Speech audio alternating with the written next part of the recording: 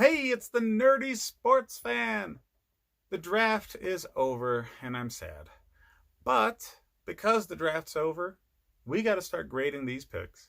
So we're now into the NFC West, the last team in the league that I have to go through, the Los Angeles Rams. Now, the Rams did not have as much to work with other teams. You can't separate this draft from the trades that make it what it is. You've given away first round draft picks for win now mode when you didn't win. And now you're starting to get the ramifications of that. The Jalen Ramsey trade is really starting to hurt. So they're in salary cap hell. They have contracts that they need to dole out. They have big contracts that they already did dole out. You got rid of one of them, and he's now playing in Atlanta. But, yeah, there's still more work to do. So let's dissect what this draft means to the Rams through that lens. So first, you're not picking until the second round at pick 52, and you get Cam Akers. I love this selection. If you paid attention to my pre-draft process videos, you know that Cam Akers, in my mind, is one of the top 5 best running backs in this draft, specifically because of his ability in pass protection and receiving. He was a one-man show for Florida State.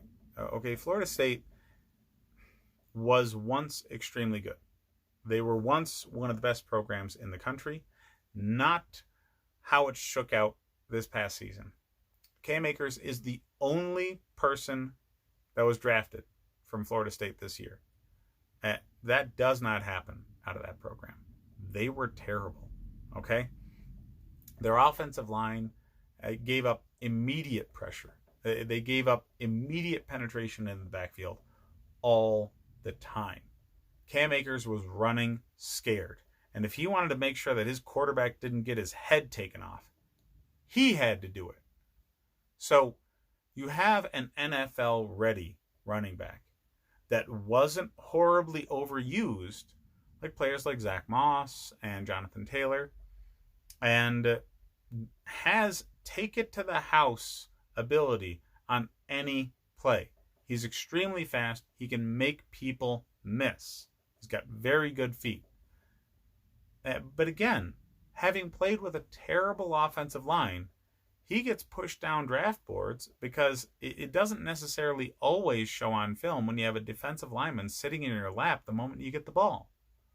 And he did have to bounce things outside way more frequently because there just was not a hole, okay? This guy made the best of the situation he was given.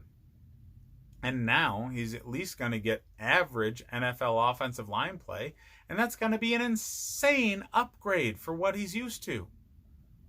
So I think he's going to do some damage in this league. And I really love the selection at the 52nd pick. At 57, you have Van Jefferson. A lot of people are really high on him. Me, not so much. When your NFL comparison that a lot of people have given is Cooper Kupp. Cooper Kupp you already have, first of all. He may be injury prone, sure, but you got him in what, like the 4th round, 5th round? He's not that kind of talent, especially in this draft. You could have gotten deeper. He's not blazing speed. He's not a spectacular route runner. He does find ways to get open, but he also had inferior competition. So is he really going to be Cooper Kupp when it comes to the NFL level? And you already have Kupp and Robert Woods. So do you need to replace Brandon Cooks? Yeah, probably, but I don't know. I just think there were better receivers available at this position, and you could have addressed it further down and gotten far higher value. Tara Lewis, edge rusher, I love at this selection. I really do. The Alabama product was injury prone.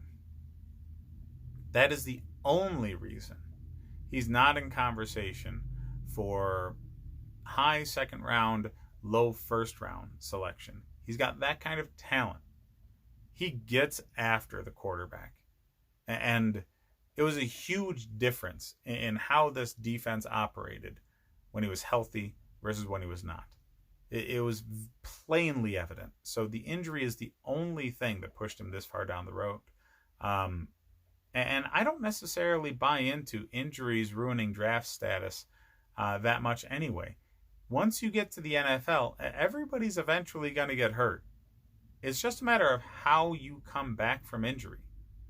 I've used this example a number of times, but as a Bills fan, I watched my team pass up on the opportunity to draft Rob Gronkowski because of his injury history in college. They ended up drafting Torrell Troop. And if you're asking who the hell is Torrell Troop, yeah, nobody cares. He lasted maybe 3 years in the league, and it's because of injury. He did not have injury history in college. He sustained a spinal-based injury very early in his career, and it ruined his NFL career. Rob Gronkowski did have injury history in college, but the injuries he sustained during his career in the NFL did not keep him from being literally the best tight end the league's ever seen. So, letting injury history affect draft status for players, I think, is folly. And looking past that, I think you have a gem in Terrell Lewis because of that. Moving on, we have Terrell Burgess, the safety. I like him. I think he's going to be an impact player on this team, specifically because safety was a serious position in need. And anytime you get a talent that can work with your scheme, that's a solid thing. Now, we don't know a hell of a lot about the scheme that's going to be employed because, Wade finally got the boot. I don't understand why Wade got the boot, but yeah, they definitely needed to address the safety position again. They addressed it with a player that a lot of people had very positive things to say about, and he's graded right around this range. So I do really like this selection as well. On from there, we've got Bryce Hopkins and Jordan Fuller. Hopkins, I'm kind of high on. I like Hopkins as a tight end. There were better tight ends in this draft for certain, but they were all drafted already. And there was a bunch of bonehead moves drafting tight ends. So getting one of the more solid players in this draft at tight end is a good thing. And your tight end room isn't necessarily squared away. It's not a position that really hashed itself out at any point last season. So anything you can do to just throw shit at the wall and see what sticks really helps at this point in the draft. You just get athletically gifted people or anybody that put solid numbers up against inferior competition. Those are the kind of people that you want to draft at this point because all of the absolute gems are already taken, and you're just trying to find something that's maybe not got the right kind of polish on it just yet. I don't know. The 7th round selections are not necessarily worth talking about. Johnston, Solomon, Archwin, well, mostly Johnson and Archwin. Solomon, you draft a kicker, chances are you're going to want to start that kicker. Nobody drafts kickers without the assumption that they're going to make the team. If you draft a kicker, he better make the damn team. Because even a special teams like gunner or anybody in the coverage unit is more valuable to a team than a kicker that gets cut before the season. So you have to assume they wanted to upgrade the kicker position, which they have a need for. And if this is the guy, great, but I just don't necessarily agree with drafting kickers. Multiple teams throughout the league have been able to fill that need, either via free agency from people that have already been through the league and just needed time to get better, because kickers need time to develop accuracy at this level and develop the ability to kick under pressure at this level, or via the college free agent market after the draft. So I'm not sure I agree so much with even drafting a kicker. But again, he better be the guy. If he's not the guy, it's a wasted pick. Anyways, because of all of the people that I'm quite high on at the top of the draft addressing immediate need positions on this team, I actually gave it an A. Let me know what you think, though. Hit me up in the comments. Let me know what you think the Rams could have done better. Hit up the rest of the videos. See what I think about the rest of the league and how they fared in this draft. Like and subscribe if you enjoy the content. I always appreciate that. And now, hit me up on Patreon. The bulk of my content is actually fantasy football related just before the season or during the season.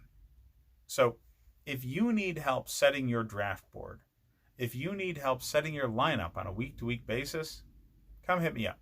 I'm your guy. Thanks for watching, fellas.